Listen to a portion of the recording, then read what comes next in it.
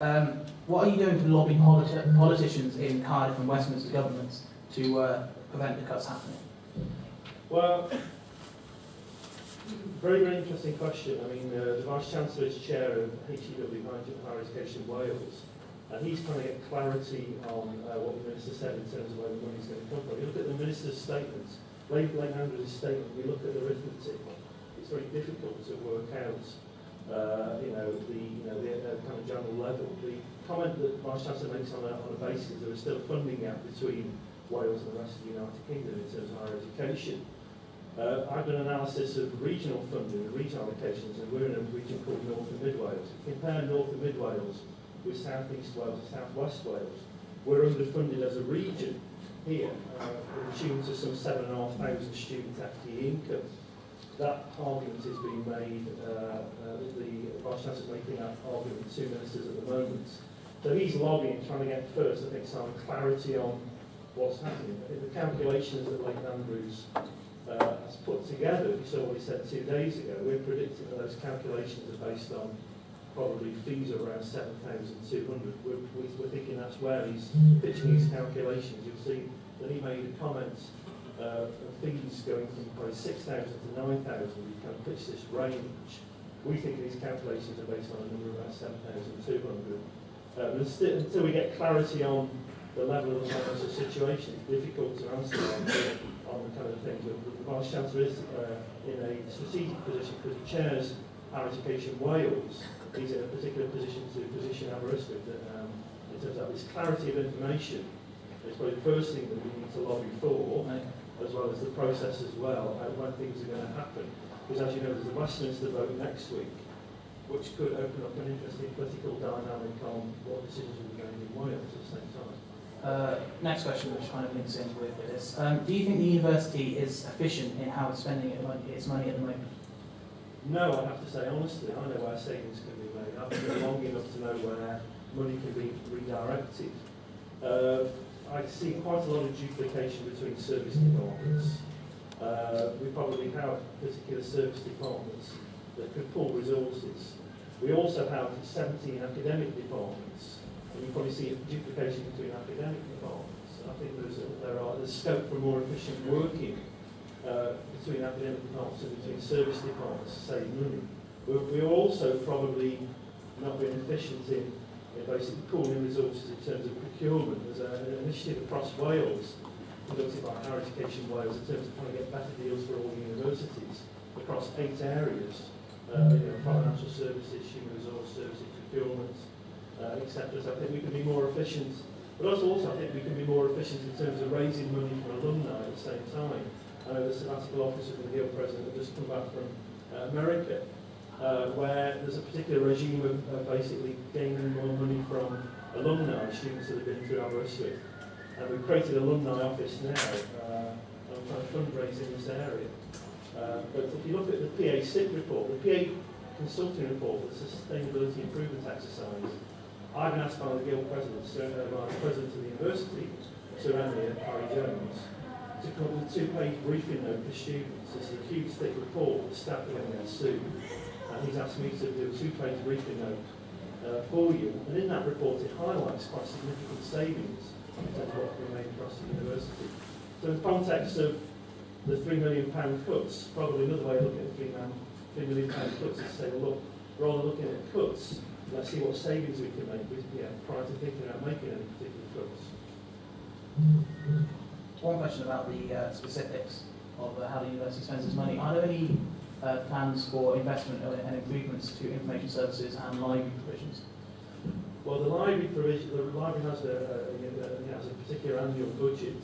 What's been interesting, if you watch what's been happening over the last year, is the way that the library has been reorganised. And I like your feedback on that as well. The head of the library, Rebecca Davis, has put in place a restructuring plan to make more efficient use of the space and the resources she has.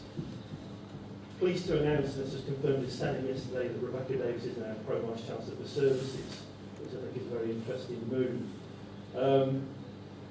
One of the ways that the library has been restructured is to change the nature of the library from a kind of book space to a learning space.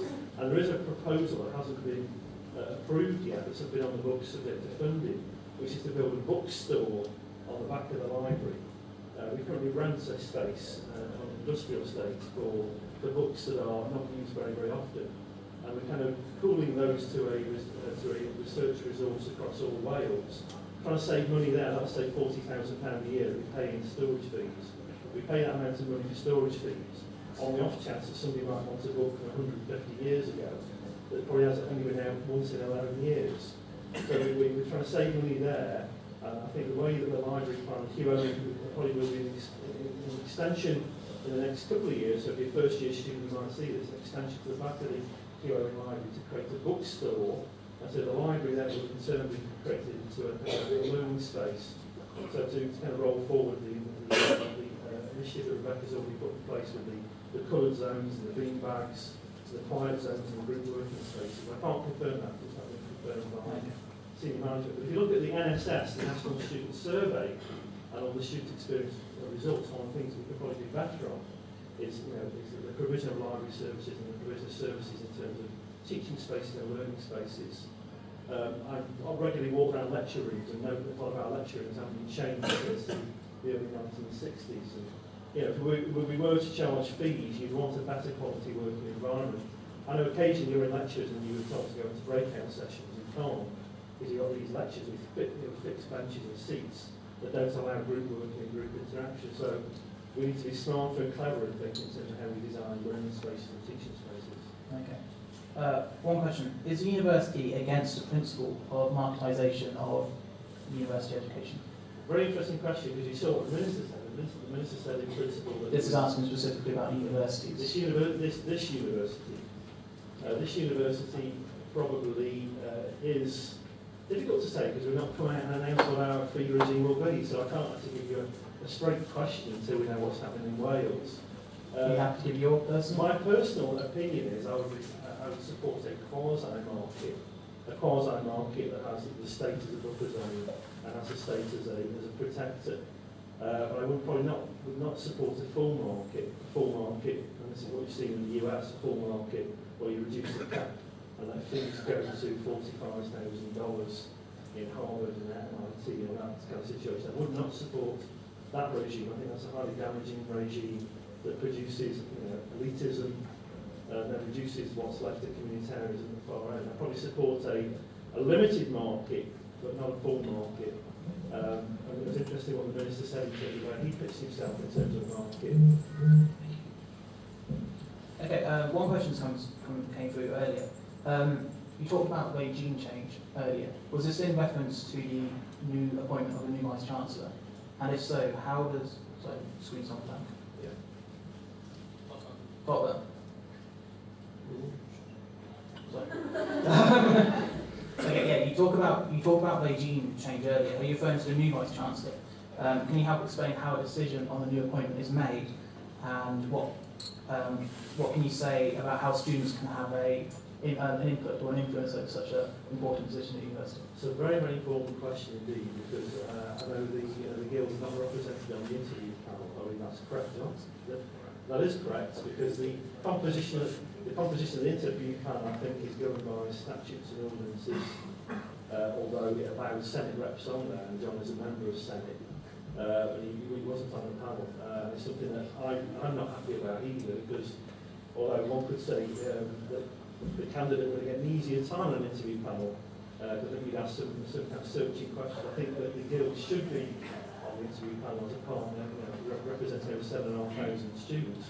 Where we are on the appointments of the Vice Chancellors as follows. The universities have employed a headhunting company who are going through a short list of candidates this week and next week. There's a shortlisting committee on the 14th of December that's signing off the next round from a long list of shortlist of candidates that have been interviewed. I think the date is the 15th or the 14th of January. There'll be an interview process with a view to making an announcement shortly after. As soon as the university appoints a Vice Chancellor, there's regime change appointed to a Deputy Vice Chancellor, DVC, to cope with the amount of change that the university is going to go through. But also the new Vice Chancellor coming in, I think, will have to play more role in terms of external affairs, more trips, international recruitment, trying to sell the university brand, trying to turn Aberystwyth into a particular institution, you know, to make sure it's represented